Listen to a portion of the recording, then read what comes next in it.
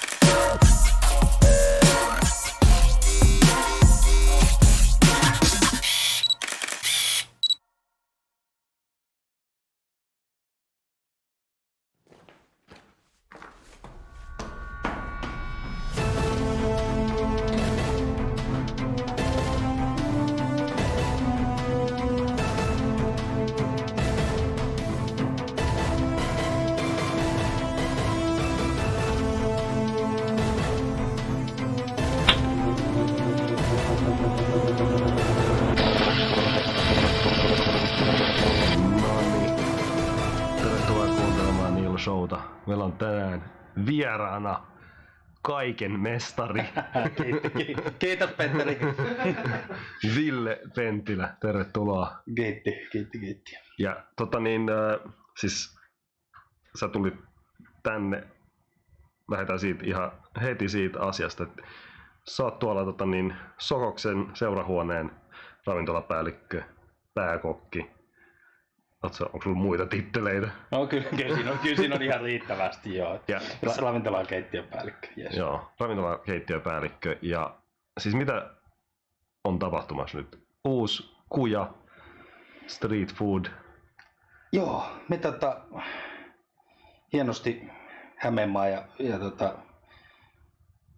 meidän hotelli ja mun esimiehet lähtivät mukaan tällaisen hienoon ajatukseen, että tehdään lahtelaisten oma mesta. Niin se oli semmoinen tekonimi, mikä nyt ei ollut tarkoitus sanoa koskaan ääneen, mutta se on maailman lahtelaisin ravintola. Okay, joo. Ja sinne tehdään street foodia ja tehdään siihen, sehän menee se tila, se on vanha tila, se on ollut siinä niin kuin kymmeniä vuosia. Joo. Se oli tuossa välissä Piazza, niin kuin tilausravintolan tai välillä vähän jotain. Petterikin kävi soittamassa siellä levyjä ja näin edespäin, mutta nyt laitetaan sitten ainakin 5 päivää viikossa auki. Okay, sehän yhdistää siis Aleksanterin kadun ja ton Vaparin siitä keskeltä korttelia, että siitä tulee läpikulku ainakin tiettyyn kellon aikaan. Joo. Mitä kaikkia sieltä sitten niin löytyy? No siitä tulee siis lähtökohtaisesti niin, että siellä on on tämmöisiä leikkimielisiäkin ajatuksia ollut, että kun street foodista ruvettiin puhua joskus 6-7 vuotta Suomessa, että kun on tämmöinen niinku uusi hieno juttu maailmalla. No, tämähän on maailman vanhin juttu siis. Niin. Maailman toiseksi vanhin ammatti on tehdä ruokaa kadulla. Niin. Ei siinä mitään, mutta jostain kumman syystä sitten ruvettiin yhtäkkiä puhua niinku hodarikojuista tai snägäreistä tai jotain muuta. Ja sitten silloin oikeastaan ihmettelin, että miksei Suomessa ole puhuttu, että Suomessa on nakkikioskikulttuuri. Niin kuin Anteri Pollardkin oli Suomessa, niin Sam Jaffa vei sen saman tien snägärille, vetää niin kuin snägärisafkaa. Ja nehän nyt on vähentynyt, kun on tullut kaiken näköistä ja niin kuin hampurilaisketjuja ja näin edespäin. No ei ole sellaista Ei ole sellaista grillimeininkiä. Ja no ei tule meillekään grillimeininkiä eikä tule snägärimeininkiä, mutta versioidaan pikkasen uudella tavalla. Että kyllä meillä sinne tulee makkaraperunat, mutta ne ei kyllä ole mitkään niin pakasteranskalaiset, mitkä ui sinapissa, mitä voisi töhriä linnuksille. Että se on enemmänkin sitten pahdettua kokonaista pikkuperunaa, mikä pyörittää chimichurrissa ja itse tehnyt makkarat siihen päälle ja pikkelöityy sinappia. Eli niin kuin ihan täysin uusi twisti, mikä sinne tulee. Niin sellaista niinku hienostuneempaa En mä tiedä hienostuneempaa, että se on hashtag 2019. Niin, Snäkäri 2019, että sitä tulee ihan maailmalta, sinne tulee misotahnaa ja vakami merilevää ja mini mustekalaa, tämmöisiä juttuja, mutta sitten taas toisaalta siellä on ne makkaraperunat, vähän uudella twistillä, mutta se on ihan all over the world niin kuin meiningillä, että kaikkea safkaa. Ja sä vastaat tästä operaatiosta? Me Kyllä. vastaamme. Te vastaatte. Meitä on paljon Teitä on ihmisiä paljon. töissä ja me teemme yhdessä töitä. Milloin tää Mä päivämääriä sulle sanon, mutta syksyllä alkaa? Okei, Syksyllä joo. Et se on auki sitten koko ajan. Syksyllä kun aukeaa, niin katsotaan vielä, ihan ei ole päin niin kuin noita lyöty lukkoon, että onko mikä on vaikka maanantai aukiolo, kun ei maanantaina kaupungilla niin kuin, eihän tuolla Niin hirveästi. ristin sielua, mutta sanotaan, että on ainakin se 5 päivää viikossa auki. Okei, mutta on tosi siisti. Ja sitten sit siinä on vielä idiksenä sellainen, että mä nyt vähän jätän sinne hämyisiin varjoihin, mutta sanotaan, että siellä on maineikkaita lahtelaisia taiteentekijöitä messissä siinä sisustuksessa. Eli Okei. siitä tulee niin kuin, kauhean kun mulla on toi niiku, kuulee itsekin. Niiku. Sinne tulee lahtelaista näkemystä siihen sisustukseen aika roskisti. Ja sitten tulee ihan niin kuin, taas se tuli sieltä. Sitten tulee, sanoisiko Lahden rosoinen kaunis puoli myös esiin. Okei, joo. Sitten tulee huikea juttu. Okei. Ja kiitos kaikille, jos sattuu joku kuulemaan, nimittäin on tässä sen jälkeen, kun laitettiin lehdistötiedot viime viikolla menemään, niin aivan upea määrä, aivan upeilta tyypeiltä tullut yhteydenottoa, että niinku mikä meininki. Ja mulla olisi valokuva, että kelpaako seinälle, kelpaa. Joo, okei. Tosiaan, porukka on innostunut. No, lahtelaiseen tapaan lahtelaiset ovat hyvin ylpeitä Lahdesta, ja heti kyllä se huomasi, että ihan jäätävä hieno. Samoin meidän henkilökunta on aivan kympillä niin kuin lähes tekee jo, että pitää vähän jarrutella. Mitä jarrutella? Odottakaa heti, kohta tulee.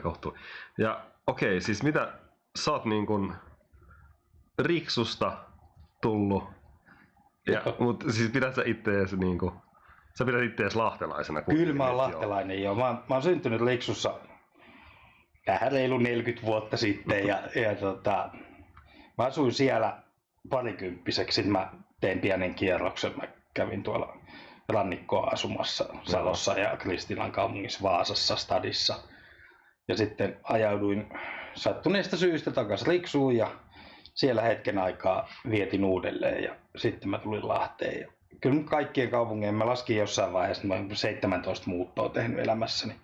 Tai tällaista ja kaupunkeja nyt sit on, ei ihan niin montaa, mutta alun toistakymmentä kuitenkin. Niin ensin mä vähän nauraskelin, että Lahti on iso Riksu. Tai Riksu on pieni Lahti tai jotain muuta. Näissä on aika paljon samankaltaisuuksia liittyen tiettyihin asioihin, mitä ehkä ei pitäisi niin paljon olla, mutta näkyy tuolla katukuvassa. Ja sitten mulla on täällä vaimo ja ihanat lapset ja ihana koti, niin kyllä mä oon kotona. Että kyllä täytyy sanoa, että Herra Härkösen Kotona -biisi on semmonen, että tulee kylmät väleet. Et kyllä se on niinku Lahes. Joo. Siinä näkyy tuon Lahti-tatska. Onko toi uusi? 2-3 viikkoa. Okei, eli aika uusi. Joo. Siinä on vielä, fontissahan on vielä pieni vitsi, jos se niinku hiffaa ton fontin. Mikä fontti toi on? No mietitään sitä. Mietitään haastattelun aika.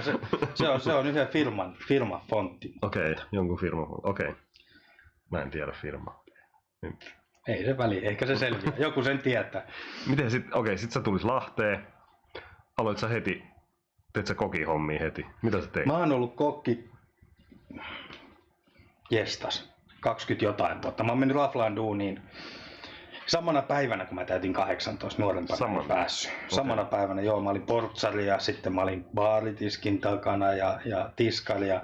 Mulla on oikeastaan varmaan kaikki tittelit, niin kuin mitä ravintolassa voi olla. Mä oon kaikki käynyt ja silloinhan mä olin kokki, kun mä Lahteen muutin. Olin silloin Puudumin kartanossa itse asiassa kokkina ja muutin Lahteen.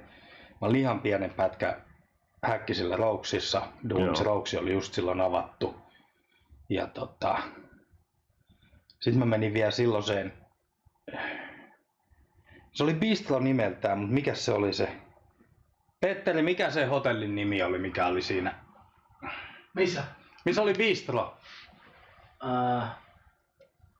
Oliko siellä Torin tolla puolella, niin missä on omena niin. hotellin yhteydessä? Niin, Mikä siinä oli toi... ala ehkä alkoi. Mikähän se oli? Aspendos. No, Kauppahotelli? Mikä? En mä, no anyway. Joo. Joo, niin siellä olit.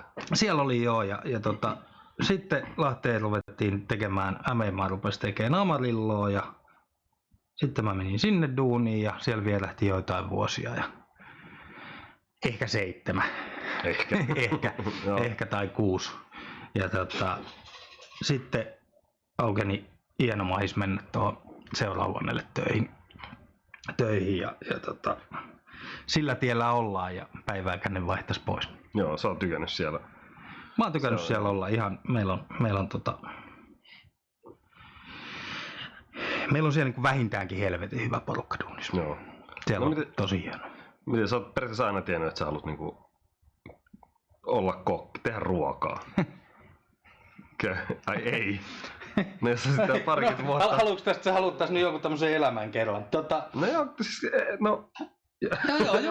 Joo. Siis mulla on ensimmäinen muistikuva siitä, siis tää on tullut paljon myöhemmin, Joo. minkä mä oon tajunnut. Mutta ensimmäinen muistikuva Safkasta on siis se, että mä Fajan kanssa sienimetsässä ja sit kun mennään sienimetsästä kotiin, niin kotona haisee omituiselle. Joo. Et siis voitatteja, No mä en ole itse niistä tykännyt koskaan, mutta Faija paistoi voitatteja, niin niistä tulee omanlainen tuoksu. Sitten mä muistan tämmöisen, että on tehty mansikkahilloa kotona ja mä oon ihmetellyt, miksi sinne laitetaan suolaa. Joo. No nyt se on mulle ihan itsestään selvää, että totta kai mansikkahilloa laitetaan suolaa, kun se poistaa vedenmaun ja tasoittaa sitä makeutta ja niin edelleen. Mutta sitten oli semmoinen juttu, että mä rupesin leipoon aika natikkana, varmaan niinku, no vatsasta näkee, että on aina maistunut. Mä rupesin leipoon, mä tykkäsin leipomisesta ja mä tein jotain safkaakin, jotain riisiä ja kanaa ja no ei silloinkaan kanaa paljon syöty, mutta niin edespäin. No sit se jäi, kun tuli mieleen ne mitä asiat normaalisti kuuluu 15-20 miehelle tulla mieleen ja koulukin siinä unohtui siinä sivussa, kun oli vain mielessä nämä muutama asia ja rock and roll ja sillä lailla. Mä olin menossa kovasti niin kuin, lukio mä kävin hetken aikaa, mutta se on hemmetin huono aika ihmisen tehdä päätöksiä elämässään, kun on aika vahvasti mielessä nämä muut asiat. Että tavallaan sekin pitäisi päätökset tehdä joko ennemmin tai myöhemmin, ei 15-20, kun on ihan muita juttuja mielessä. Anyway, mä lukio kävi hetken ja totesin, että silloin, niin kuin kohta taas, niin ruotsi on pakollinen ja mä en siitä ruotsista niin selvinnyt millään. Englannin ehkä olisi saanut vielä jollain otettuukin kiinni, vaikka oli vähän ehkä raju tai lazy tai ihan mitä tahansa yläasteella. Sitten siinä kävi siis niin, että sit mä olin yhtäkkiä siellä ravintolassa töissä. Niin, no siis ihan rehellisesti siinä kävi tällainen juttu, että mä olin alaikäisenä ravintolassa asiakkaana juomassa viinaa ja silloinen portsari sai mittansa täyteen ja lähti meneen sieltä ovelta. Ja silloin ravintolapäällikkö Pauli, ehkä 60 mies, meni siihen ovelle ja siinä meni ehkä 5 minuuttia, kun sen kassa oli varastettu. Okay. Ja Pauli siellä sitten tuskasteli kauheasti, että mitäs nyt tehdään, että hänelle ei ole ovimiestä ja rahat on viety. Mä sanoin sille, että mä tuun huomenna töihin. Ja siis sä vaan menit silleen niin kuin, mä tuun huomenna duuniin ja okay. Sitten valitettavasti samalla paljastui se, että mä olin käynyt siellä jonkun aikaa alaikäisenä siellä ravintolassa. Mutta se ei ollut ehkä silloin 25 vuotta sitten niin suuri rikos kuin nykyisin. No sit mä olin sillä tiellä aika monta vuotta, että sit mä pikkuhiljaa ajauduin sieltä sinne baaritiskiin ja kyllä siellä oli mun tittelisti jossain vaiheessa loppujen lopuksi oli ravintolapäällikkö siinäkin raflassa. Ja mä huomasin jossain kohti, että se keittiö oli se, mikä niinku veti, että mä muistan, kun mä oon kyselemässä siellä, että mikä on velutekastike, että mitä sillä tehdään, tai minkä takia juustosta tulee niin hyvää, kun se paistetaan valurautapannulla pohjaan, että sehän on kauhean kivaa se rapea. Erinäisten vaiheiden kautta sitten mä ajauduin itse asiassa Vaasan ammattiopistoon aikuislinjalle lukemaan itteni kokiksi. Mä olin siihen mennessä kyllä tehnyt jo kokihommia ravintolassa myöskin. Että oli niinku ehkä tämmöinen maine todistukset sieltä sitten niin virallisesti vähän jo niinku ehkä opittuani asiaa. Sitten siinä tuli aika monta vuotta keitettyä erinäisissä paikoissa ja pääasiassa oikeastaan Helsingissä. Joo, niin siellä sitten viihdyit. Stadi on hieno mesta mun mielestä vieläkin, siellä on tosi kiva käydä. No niin onkin. niin, siellä on tosi kiva käydä. Olihan se siis makea, oli semmoinen ravintola kuin Limon, mikä sitten myytiin siihen paikalle, tuli Jess Dominic. Joo. Richardin kadulla. Se oli semmoinen ehkä niinku, en mä siellä kauiten ollut, mutta se oli semmoinen avaava hyvä mesta. Se oli niinku, ehkä ensimmäisiä, joka teki siihen tyyliin, mitä mä vieläkin dikkaan. Aika yksinkertaista, vähän välimerellistä safkaa. Yksinkertaisia makuja, mutta ne yksinkertaiset maut on hyvin tehty ja ne on vahvoja. Joo. Vähän mausteita, vaan ne raaka-aineiden omat maut. Mä niin allekirjoitan tämän vieläkin tämän homma. Joo. Samaan aikaan siellä Lukkarisen Petlin, mikä nykyisin omistaja on osa omistaja Olo-ravintolassa, niin keksi silloin viinille vähän erilaisen hinnoittelun ja rupesi tuomaan luomuviinejä itse Suomeen. Ja siellä oli semmoinen oma pöhinänsä siinä raflassa. Se oli ehkä semmoinen hyvä ja kuvaava. Se, mikä takia rupesin siitä puhumaan, oli se, että totta kai mä tykkäsin. Se oli Richardin kadulla. Mä lähdin Lauttasaaresta duuniin. Mä lähdin 3 tuntia aikaisemmin ja join pullon vissyä ja istuin Espan puistossa. Joo. Niin mikä se makeampaa joskus kesäaikaan on, kun istua Espan puistossa ilman kiirettä. Niin, ja sitten lähteä siitä duuniin. Niin, okei. Stadi on hieno paikka vieläkin. On. Käydä. Kyllä, käydä. En mä sinne enää asumaan muuttaisi, niin kuin mä en löydä sieltä mitään sellaista, miksi mä siellä asuisin. Joo. Mä asun Lahdessa. Niin, sama. Kiva käydä kyllä. Ei siinä. Mitä sä sitten, nyt kun sä oot tuolla duunissa, niin mitä uudistat sä usein? Uudistutteko te koko ajan? Niin kuin, Kyllä vai miten sä teet jonkun niin kuin menyyn? Tämä on hyvä mielenkiintoinen kysymys, että jos nyt sanon, että uudistetaan koko ajan, niin että miten se näyttäytyy. No niin, miten se näyttäytyy? Asiakkaattehan se pitää päättää ja sanoa, että, niin. että millä vauhdilla, mutta sanotaan, että yksi meidän ihan johtoajatus on koko ajan, että jos joku asia on nyt hyvin, niin ei sillä tavalla voi jatkaa. Ei se ole enää viikon päästä tai kuukauden päästä hyvin. Joo. Tämähän on joka jutus, että voi vitsi, että nyt meillä on tosi makea juttu, tehdään tätä. Että se ei ole sellaista pysyvää No, sano mulle yksi asia, mikä olisi semmoinen, että tehdään tämmöistä juttua, että okei, Rouksi on tehnyt nyt 10 vuotta, mitä se on ollut, niin niillä on siis trilogia siellä. Mutta on nekin sitä koko ajan kehittänyt, vaikka se on ollut hyvä juttu. Mutta aika harvoin tulee esimerkiksi listalle, ken sen takia otin vaan tämän suklaatrilogian, kun menisin sanoa, että ei tässä kaupungissa yksikään myy mitään klassikkoannosta. Niin kuin, no sit on lihamuki, mutta että niin kuin, eihän yksikään ravintola nykyisin, joka perustetaan, niin kovin pitkään myy klassikko. No El Toron pippuripihvi on klassikko, mutta että aika harvoin niitä semmoisia klassikkoja syntyy, että pystytään vuosikausia myymään jotain annosta, että siitä tulee hitti. Että niin kova hitti, että sitä vaan myydään ja myydään. Että kyllä jotain täytyy tehdä koko ajan. Sitten se mitä seurahuoneella nyt kovasti tehty ja mietitty, sanotaan viimeisen parin vuoden aikana, niin koko ajan tuodaan lisää lähituotteita, koko ajan lisätty kasvissafkan määrää, koko ajan mietitty enemmän ihan oikeasti myös luonto edellä. Et nyt viimeisin juttu on, että meillähän on siis oma mehiläispesä meidän katolla. Ai on? On. Okay. Meille tuli tuossa kuukausi sitten mehiläispesä, 3 viikkoa sitten mehiläispesä katolle. Okei, me saadaan sieltä 20 kiloa hunajaa vuodessa. Joo. Kiva juttu, meidän talon omaa hunajaa. Mutta vielä makeampi juttu siinä on se, että kuten ehkä nyt kaikki valveutuneet tietää, nämä pölyttäjien määrä niin vähenee koko ajan. Ja tämä, joka myi tai vuokraa, miten liisataan, keneltä liisataan sitä tai mehiläispesää, niin se näytti aika karuja kuvia esimerkiksi Japanista, missä siis käsin pölytetään. Joo, mäkin olen katsonut jotain dokumenttia siitä, että käsin ne siellä menee. Niin kuin. Kyllä, ei ole mehiläisiä tai ampiaisia, niin siellä ihminen pullasudin kanssa, kun käsin se on ihan käsittämätöntä. Pölyttämässä niitä.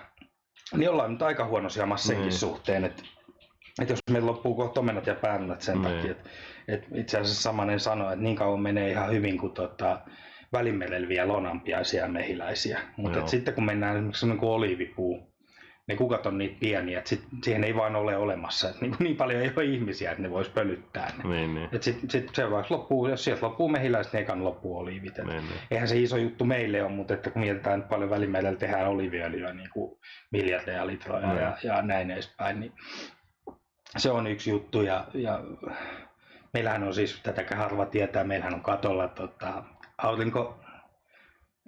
aurinkopaneelit ja viime vuonna laitettiin sinne toi jäteveden lämmön talteenotto. Okay. Eli nyt kun sä menet suihkuun ja lasket 40 asteista vettä siellä päälle 100 litraa, niin se lämpö vielä kiertää sieltä ja otetaan talteen. Okay. Tämmöisiä juttuja. Sama siinä Safkassa. Meillä on lähituottajia parisen kymmentä, ketkä ajaa meille niin kuin kamaa ja tehdään lähiruokaa. Et jotenkin tässä nyt pikkasen muuttumassa semmoiseksi aika viherpiipertäjäksi silleen ajateltuna, mutta se varmaan taas johtuu noista. Tai siis niinku... Joo, mulla on kotona, siellä on 9- ja 11-vuotiaat muksut, niin jotenkin alkanut ehkä faijana ajattelemaan silleen, että me voida olla niin nuivia, että ajetaan tää pallo ihan loppuun. Niin, tähän niilläkin olla.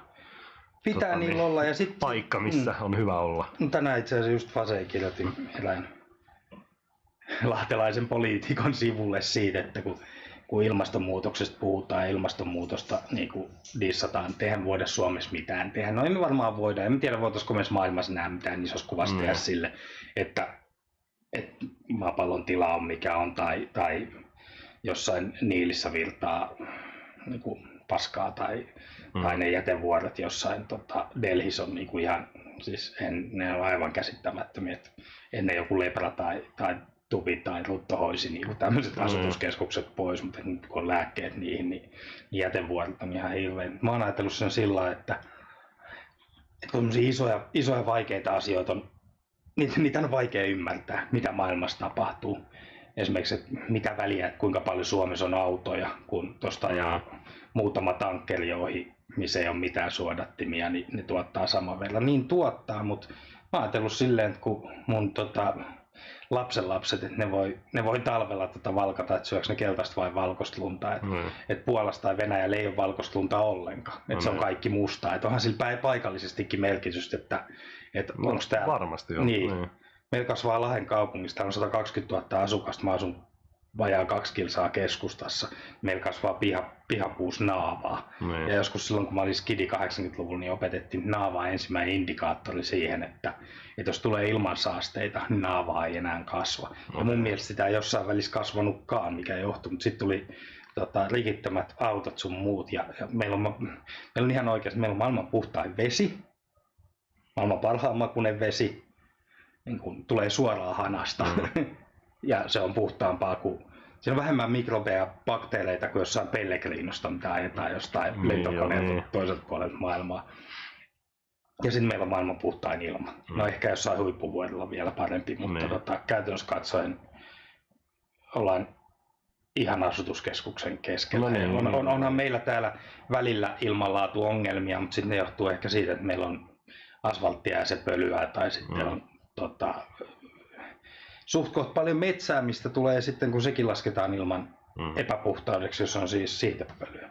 Mutta on tolkuttoman hieno maa minun mielestäni. Mä oon kauhean ylpeä suomalainen.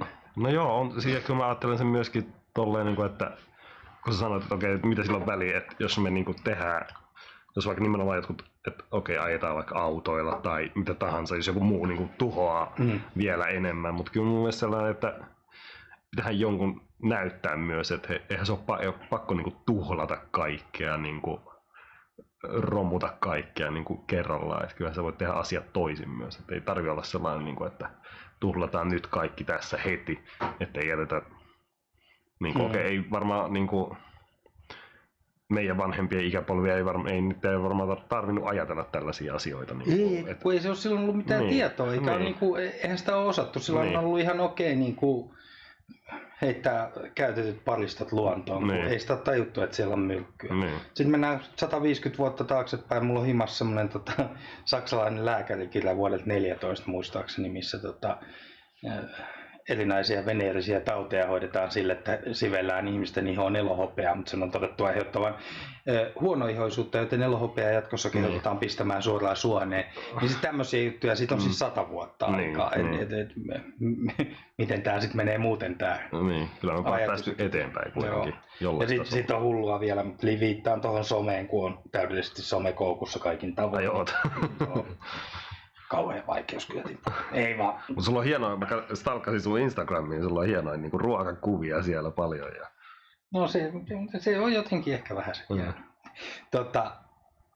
Somessa pyöri nyt noissa vaalien alla, kun oli erinäisiä vastakkainasettelun aika on alkanut. No joo, niin verrattiin näitä kulutuksia, niin verrattiin niin kuin Suomeen Intiaan. Intialaisethan kuluttaa näin ja näin paljon. Mielestäni vaan mielenkiintoinen tämmöinen tilastollinen vertaus verrata 5 miljoonan ihmisen kansaa mihin tahansa muuhun kansaan. Et kun sitten jätettiin tavallaan sieltä semmoinen pallukka pois kokonaan, että se suomalainen kuluttaa vieläkin huomattavasti enemmän kuin yksi kiinalainen. Niin, että sitten kun kaikki maailman ihmiset rupeaa kuluttaa yhtä paljon kuin eurooppalaiset, niin sitten tämä on ihan loppu tämä homma. Sitten tämä ei enää ole. Mutta ehkä nimenomaan niin sanottu länsimaiden pitäisi varmaan kuluttaa vähemmän, koska se on fakta, että niin kaikki Aasian maatkin, että ne tulee sille samalle tasolle, siis, niin kuin, että se keskiluokka periaatteessa, sit, kun se on sillä tasolla, niin sittenhän ne kuluttaa tietenkin yhtä paljon, ja niitä on aika paljon enemmän kuin, vaikka Euroopassa porukkaa. Niin. Mutta eihän siis se on inhimillistä ja se on normaalia.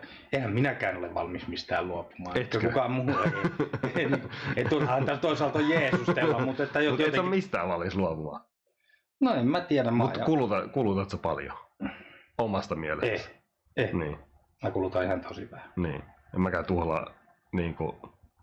en mä tuolla tilaile silleen vaatteita koko ajan netistä, ja jos Kiinasta saa halvalla, niin Kohtehan Seurikselle yksi rafla, mikä on suurimmaksi osaksi kierrätyskamaa. Okei. Sekin vielä. Kierrätyskamaa? Kyllä. Mitä se tarkoittaa? No, kyllä me jotain ostaa uutena, mutta pöydät, tuolit, kaikki ne tulee, ne on kahvinkaateja. Onks pullaa? Saaks mäkin kahvia? Otatko kahvia? Ja maitoa, kiitos. Kiitti. Mut siis niinku himassa, niin en mä syö eineksiä. Koitetaan olla heittämättä vaimonkaan ruokaa roskiin. Vaikeetahan se on kauhean vähän. En mä osta mitään. Mä käytännössä katsoen niin pakkausmuovia ei meille himaan. Niin jos mä pystyn sitä välttämään, niin ei sitä tule. Mistä sä ostat ruuat vaikka? Kaupasta. Niin ihan peruskaupasta. Prismasta tietenkin. Joo. Niin. Sieltä kaikki. Kyllä, mutta aika harvoin ostan muoviin pakattua, tai en ikinä osta muoviin pakattua paprikaa. Mä ostan paprikaa silloin, kun on paprikan sesonki, ja ostan sen siellä. Ja milloin on paprikan sesonki? No, milloin on paprikan sesonki? Riippuu maasta, mistä tuodaan, mutta nyt oli ehkä vähän heikko esimerkki, mutta alkusyksystä. Joo.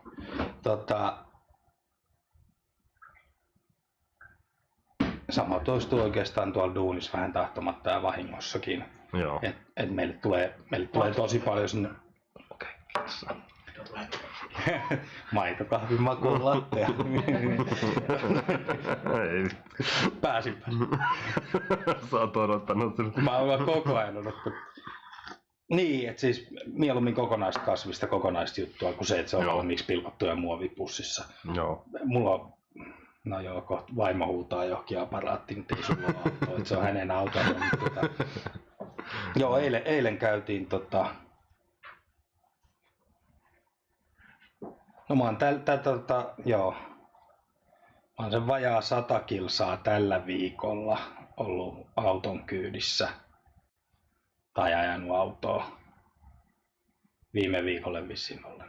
Joo, mutta selvästi niinku välillä tahtomattakin niinku elät tällaista niinku yrität tällaista niinku En mä tiedä, että on nyt eko tai vihreä, mutta mä oon huomannut, että ne on ruvennut menee sinne No kyllä se... ne on mennyt niin syvälle ne ajatukset tavallaan jo, että niitä valintoja rupeaa, että tavallaan mä oon ehkä huomannut vasta myöhemmin, että mä oon ruvennut tekemään sellaisia valintoja niin kuin tavallaan miettimättä tai perustelematta valintaa.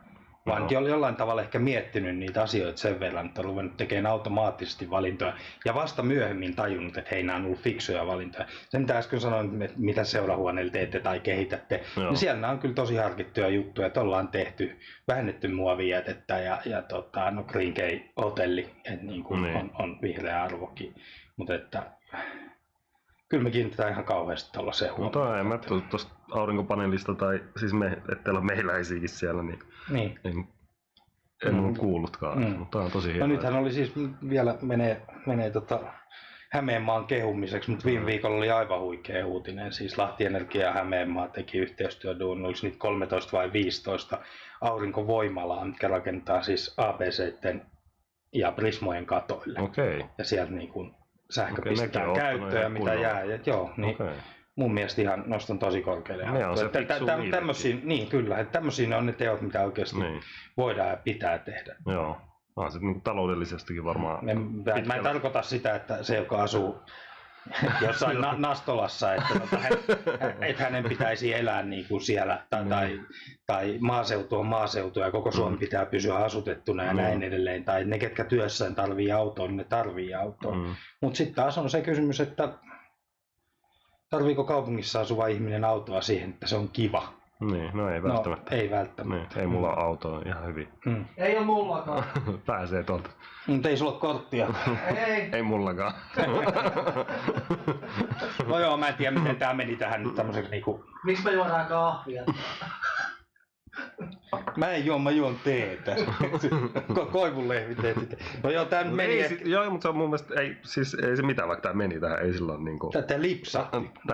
Se on muuttunut tärkeäksi asiaksi. No, kyllä se niin kuin sanoin, niin omalla kohdalla niin se liittyy todennäköisesti hyvin pitkälle siihen, että tavallaan, että jos mä olisin yksin ja ei olisi mitään, niin ehkä mä olisin... Mähän olen siis itsekäs mulkku, mutta mä olisin varmaan itse kämpimulkku vielä. Että jos no varmaan, niin on, mutta kuitenkin perhe ja kaikki, niin kyllä väkisinkin niin kuin, ei voi vaan olla. Nyt minä päätän kaiken. Että, mitä mun piti... Niin ja sitten duunin puolestakin tulee tietenkin toi, siis tällainen ekologisuus, niin kuin nyt varsinkin varmaan. Kyllä. Enemmän ja enemmän. Kyllä se tulee. Ja siellähän niitä ratkaisuja tehdään kanssa. Ja ilokseni olen huomannut myös, että kyllä se on sitten taas myös liiketaloudellinen asia, mutta että huomannut, että tosi suuri osa ihmisistä alkaa ajatella myös esimerkiksi ruokahävikin määrää. Että jos mennään 15 vuoden päähän, puhumattakaan jutuista, mitä kuuli jostain laivojen puffista, että kun ihmiset ottaa niin kuin valtavia vuoria safkaa ja sitten ne jää syömättä ja ne heittää roskiin. Niin mun mielestä se paranee koko ajan, että ihmiset on ruvennut itsekin ajattelemaan sitä, että hei, ei tehdä hävikkiruokaa. Niin. Et se on taas meidän bisnekselle ollut aina huono, mutta että nyt tavallaan ehkä se siinä myös liikkuu siellä jossain, että Euroopassahan ei olisi mitään hätää, mehän voitaisiin lähettää täältä vaikka kuinka paljon täällä länsimaissa. Niin kun koko maailmahan ruokittaisiin helposti Amerikan ja Euroopan jämäsafkoilla, että paljon siellä menee. Ja jostain kumman syystä vielä on semmoisia sattumoisin lukenut juttuja, että se mistä se hävikki tulee, en nyt puhu ravintola-alasta, mutta kaupan puolella, niin salaateissahan se on, että tästä tulee sitten taas tämä, että lihastahan ei hävikkiä tule, mutta salaatista tulee. Että tästä tullaan taas tähän, että onko se aina se kasvissyönti se paras vaihtoehto kuitenkaan, että kun on tämmöisiä määrää mittaamattomia asioita. Mutta joo, olen lihansyöntiä myös vähentänyt. Joo. Tänään söin villilohta. Villilohta? Joo, okay. Se on oikeeta merilohta. Käytkö sä itse kalasta? Nyt olisi hieno sanoa, että kävi mun omalla veneellä, mutta ei, kyllä se oli tuosta kauppahallista. Kauppahallista oli lohta, oli saanut pienen satsiin sieltä perässä. No kun sä muutit Lahteen, mihin sä ihastuit lahtelaisuudessa? Tai mikä oli semmoinen juttu, että sä olet, että tänne mä nyt jään? No tietysti mähän tulin siis perheen takia ja perheen kautta tänne, mutta tapasin hyviä ihmisiä, hyviä tyyppejä siis heti, jotka on kavereita vieläkin, Joo. siis kaikkien näiden. Ei niitä ihan hirveästi ole, mutta ne oli jotenkin hyviä tyyppejä, kenen mä satuin törmäämään heti siellä alkumetreillä. Mutta sitten, mä en oikein sitä sanoiksi osannut ehkä pukea mikä se on, mutta semmoinen tietynlainen rouheus tai rososuus, mikä tässä kaupungissa on, niin se on sangen viehättävää. Joo. En tarkoita nyt sitä kaikista nurintapuolta ja sitä älytöntä kaman vetämistä, mikä ihan oikeasti on ongelma tässä kaupungissa. Niin kuin, no missä kaupungissa se ei olisi, niin kuin, kun se tulee koko ajan esiin ja Lahdessa nyt ehkä vielä näyttäytyy pikkasen voimakkaana ainakin silloin tällöin. Mutta tarkoitan sitä semmoista jonkunlaista veljeyttä ehkä, mikä täällä on niin kuin ihmisten kesken ollut. Et kun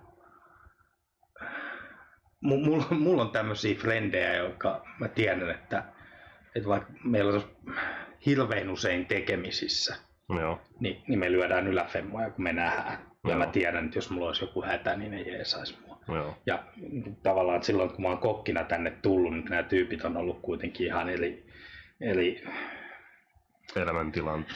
elämäntilanteissa. Ne ei välttämättä ollut niinku samalla linjalla, vaan ne on voinut olla johtajia tai ihan mitä tahansa, että niinku tuloeroista riippumatta niin on mahuttu samaan pöytään. Ja silloin on aina kauheasti merkitystä, että kenen kanssa istut kahvilla, niin, ei, mutta kun siinä on sitten jotain Isolahti-lehen tekijää ja sitten siinä on Siis Jarkko Repoa varmaan. Ei Virtahepoa, vaan Jarkko Repoa. Onko se joka oli Helsingin Sanomassa puhumassa niskastaan? Joo. Sama kaveri. Kohta tulee chatti, kyllä se kuuntelee. Ei siis, mutta semmoinen mä kerroin sitä sitten vuosia myöhemmin. Mitä tuossa kahvissa on? Vuosia myöhemmin joku kysyi multa, tämmöinen ulkopaikkakuntalainen elässä pöydässä sitten kysyi tätä asiaa, että mikä tämä lahtelaisjuttu on. Ja en mä oikein osannut selittää sille ja mä jäin sitä pohtimaan ja oikeastaan tilanne uusiutui joskus vuotta myöhemmin ja mut taas kysyttiin, että mikä sun mielestä on niin tässä lahtelaisuudessa tämä juttu. Ja en mä oikein osaa muulla tavalla sitä kuvailla, mutta kun Kaukalo-Jyhkälähän on biisi Paskakaupunki. Joo. Ja lähestulkoon kaikissa kaupungeissa on ihmisiä, jotka ovat sitä mieltä, että se kertoo meidän kaupungistamme. Ja mennään niinku se kajaanilainen, joka muuttaa tonne stadiin. Joo. Ja siltä kysytään, että millainen mesta se Kajaani on.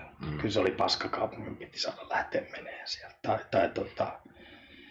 Tai Iittiläinen muuttaa stadiin. Kyllä se oli niin paskamesta. Mutta meipäs lahtelaiselle sanomaan stadissa, että teillä on paskakaupunki. Niin. Koska silloin joku rouhee kotiseuturakkaus sillä lahtelaisella siihen. Niin lahtelainen pitää aina lahtelaisen puolta. Niin, totta. Siinä on jotain semmoista.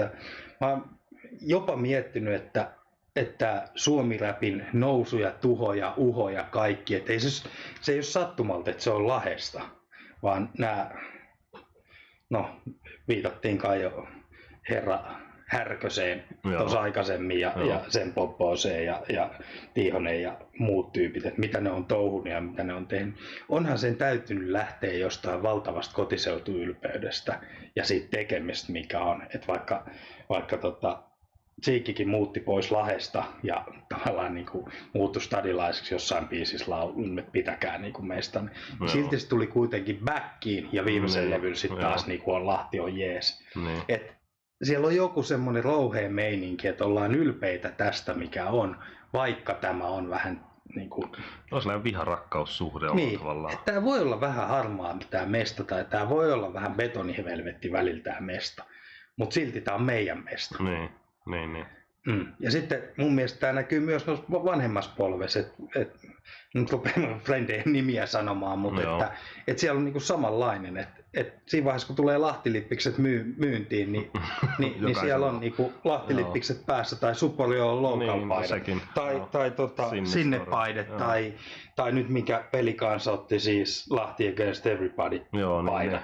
Niin kaikessa tämmöisessä, niin kyllä siinä joku tämmöisen oman Lahti-identiteetin luomisessa ja tämmöisessä on kyse. Ja sen takia myös tämä kuja on mun mielestä, niinku, että sä vois tehdä kaupunkiravintolaa jokaiseen kaupunkiin Suomessa.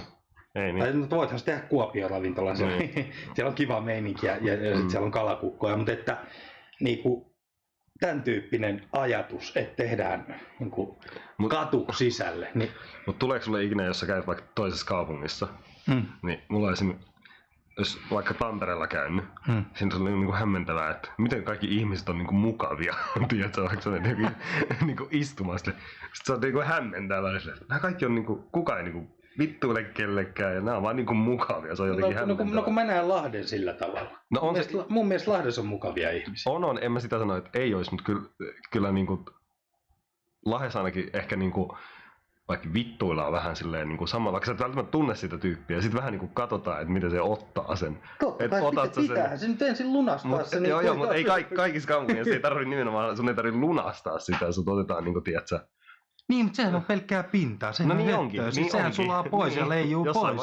Mutta sitten kun on kerran niinku vittuiltu ja todettu, että tää vittuilee takas, sit lyödään lapaa ja sit ollaan frendejä. Joo, niin sitten laitetaan päätä väliin, jos tulee jotain muuta.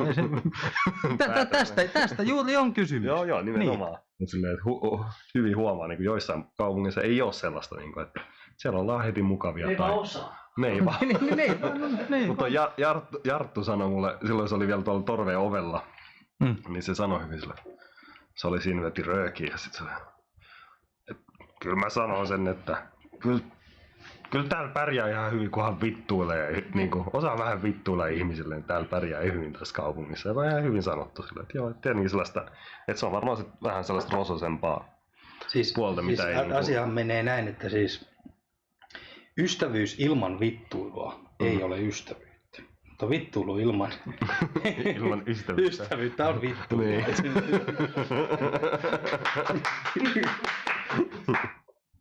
Joo. Mutta kyllä tuossa on siis kauheasti hämmentävän paljon semmoisia samankaltaisia. Mä en tietenkään enää tiedä, millainen pössis ja meininki Riksussa on ja Riihimäellä on niin, että kun se on kasvanut 90% tai jotain muuta ja en mä sieltä niinku juurikaan tunne enää edes ketään tai ole missään tekemisissä, paitsi sosiaalisen median kautta sattumalta välillä. Mutta siellä on niinku hyvin tämmöisiä samankaltaisuuksia, että niinku oli, että jumalauta, tämä on niinku ihan paska kaupunki, mutta tämä on maailman napa silti. Joo. Ja se on musta hyvä semmoinen terve se tulee varmaan jostain niinku biologiasta, jostain kauempaa niin kuin se juttu, että kotiseudustaan pitää olla ylpeä tai jotain muuta. Mutta mä oon jostain kumman syystä nyt setäni ja isäni ja kaikki muut elossa tai kuolleita niin kääntyilevät jossain, kun mä sanon, että kyllä mä oon enemmän lahtelainen kuin riksulainen, vaikka siellä asun 30 vuotta. Eihän sitä kato. Niin. Täällä sä viihdyt ja oot elänyt ja hengität tätä ilmaa. Niin... Paitsi Lahdessa on ihan uskomattoman paljon kauniita mestoja. On. Siis ihan luonnossa. Täällä on ihan tosi mä yritän kävellä niin paljon kuin mä pystyn. Se on päälle hyväksi ja se on jaloille hyväksi, se on kaikille hyväksi. Täällä on jotain kuin Linnaisten suo, niin vaikka onkin pieni pätkä, niin se on ihan uskomaton. Siinä on kai 4 vai 5 suotyyppiä kilsan matkalla ja korpit kun lentelee ja kraakkuu ja jotain näin edespäin. Jokaisen suomalaisen pitäisi mennä kerran viikossa metsään, niin masennuslääkkeiden syöminen voitaisiin puolittaa. Se voisi pitää paikkansa kyllä. Toinen Veskovan, siis toi koko Ankkurilannasta, kun kävelee jalkarantaa sitä rantaa pitkin, niin on ihan huikea. Puhumattakaan sitten, kun lähtee vielä tonne Saapausselän mettiin, siellä voi kävellä siis kävelemättä samaa reittiä niin 100 kilometriä ristiin rastiin sitä. Ja tästä muutama viikko, kun lensi keskellä päivää ehkä 3 metrissä huuhkaja Okei. Ylipäänsä on aika hienoa, kun sä oot kaupungin keskustassa ja sit sä oot ihan korpimetässä. Samaan aikaan. Niin. Mä oon miettinyt just, että pitäis kun mä kävin kävelyllä tällä viikolla, tuossa alkuviikosta, mä mietin, että vitsi, pitäis niinku kerran vuodesta se kiertää Päijänne vaatii, että se vetää siitä niinku. En tiedä Päijännettä, mutta Vesijärvi, se on 80. Mä oon muutaman kerran sanonut, että mä lähden käveleen sen. 5 kilsaa tunnissa on 16 kilsan kävely. Onko teillä liikkuva radiosysteemi? Lähdetään kävelemään joku. Lähdetään. Se voisi olla ihan siistiä. No siis niin kyllä se vuorokaudessa kävelisi taukoa. Kävelisi on, joo. 4 kilsaa kävelyssä on ihan lentystelyä, niin sit pitäisi pari taukoa. Niin jotain 6 kilsaa varmaan tunnissa olisi sellainen aika ok vauhti. Mutta se oli 70 jotain, kyllä mä sen katoin. Joo, päivä. 2, pikku tauko. Me saadaan helposti tehtyä tommonen. Mä jään tänne. Ei, Petteri, sä et jää. Sä jät tänne kattoo, että... Sä oot esikävelijä. Sä pidät vauhtia yllä. Joo, kyllä se luonto on tosi makea. On tosi paljon hyviä sienipaikkoja. Kun syksy tulee, niin kyllä dyykkaan tuossa kutsissa niin paljon kuin mä vaan pystyn. Missä on parhaat sienestysmestasta? En mä kerro. Et sä kerro? Sä tiedät niitä kuitenkin. Kyllä mä tiedän. Mä oon silleen vähän että kun ei mulle kelpaa kuin paras, niin mä en oikeastaan hae kuin kantarellit sieltä pois. Niin. Mä jätän. Kaikki muut. Niitäkin löytyy niin paljon, ettei enää niin muualle mahdu. Mustia torvisieniä saisi tietää pari paikkaa lisää. Joo. Tuo on hienoa kyllä. Kyllä niitä vissiin on vieläkin siellä pakkasessa, vaikka niitä on kovasti yltetty tuolta. Niin, joo. Ja sitten olen vaan tutustunut. Mä jatkan vieläkin sun kysymyksestä sen, minkä takia tästä tykkään. Sitten tässä on vielä nämä lähialueet, kun on saanut tutustua niin kuin viipurilaisen kotileipomon janttereihin ja niin, Vääksyn myllytonttuun ja Lihamerosen Juhaa ja tämmöisiä, mitkä on siis puhtaasti duunin kautta tullut, mutta tämmöisiä kontakteja ympäri tässä lähialuetta. Niin pelkkiä hyviä. No tekee hyviä. Tai hyvää ruokaa. Hyviä ihmisiä, hyvää ruokaa. Joo. Tänään itse asiassa taisi olla Helsingin Sanomista tai jossain artikkeli, en kerennyt vielä lukea, missä oli, että ei pystytä, niin kuin ei ole mitään epäilystäkään siitä, mä mainitsin äsken ilman ja veden, etteikö Suomessa olisi maailman puhtain ruoka. Joo.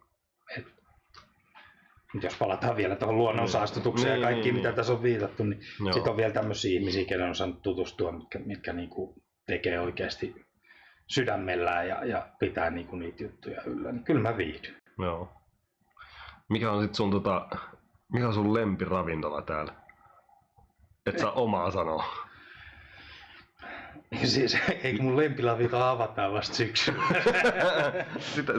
Jos sä pitäisi päättää nyt, että mihin sä menisit syömään? Nyt. Tai huomenna. Nyt on 3 ravintolaa auki. No ensi viikolla, jos on pitäisi mennä johonkin, mihin sä menisit syömään? No kyllä, se riippuu niin yhteydestä. Mun mielestä siis, nyt jos mennään tähän, mikä on hyvä ravintola tai mikä on, niin kaikille mun mielestä ravintoloille on aikansa ja paikkansa. Joo. Ei se tarkoita sitä, että paras ravintola olisi paras jokaisessa käyttötarkoituksessa. Kyllä mä siis ilman muuta asiahan on täysin selvää, että menen hääpäivääni viettämään vaimon kanssa tai jotain muuta, niin onhan se Roukson. Joo. Samille ja Katille terkkuja. Onhan se siihen käyttötarkoitukseen. Entä sitten vaikka kavereitten kanssa syömään? No nyt mä en saa sanoa sitä. Ai et saa? Okay. En mä saa nyt sanoa sitä, sä kielsit mua. Okei. Eli siis kujalle? Ei, kun trattori on pihattoa, mä menisin tällä hetkellä. Entäs tykkäät sä näistä, käyt sä ikinä noissa pizzerioissa kevätpaikoissa?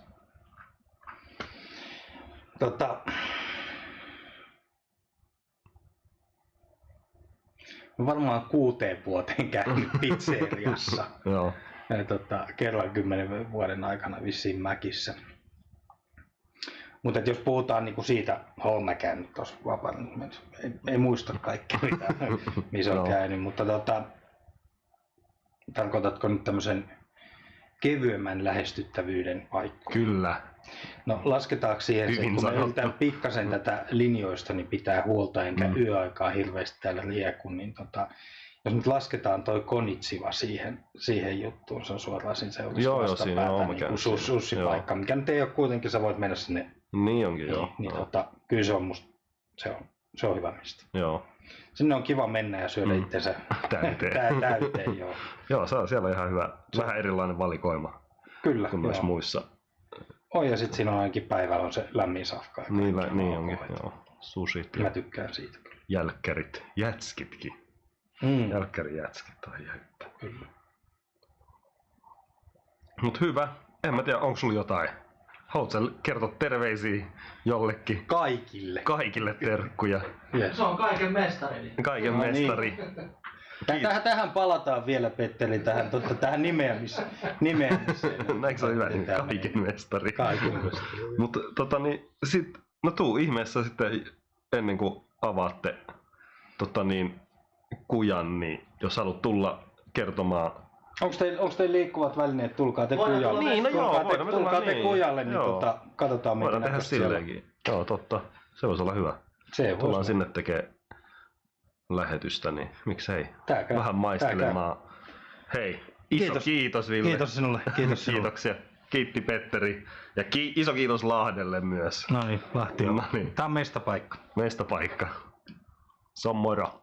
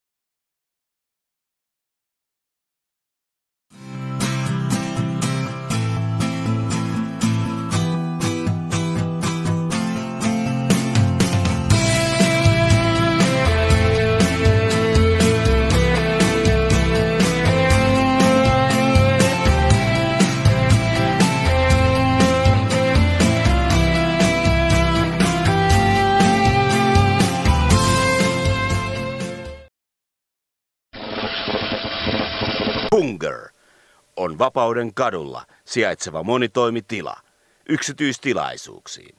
Tiedustele meiltä lisää.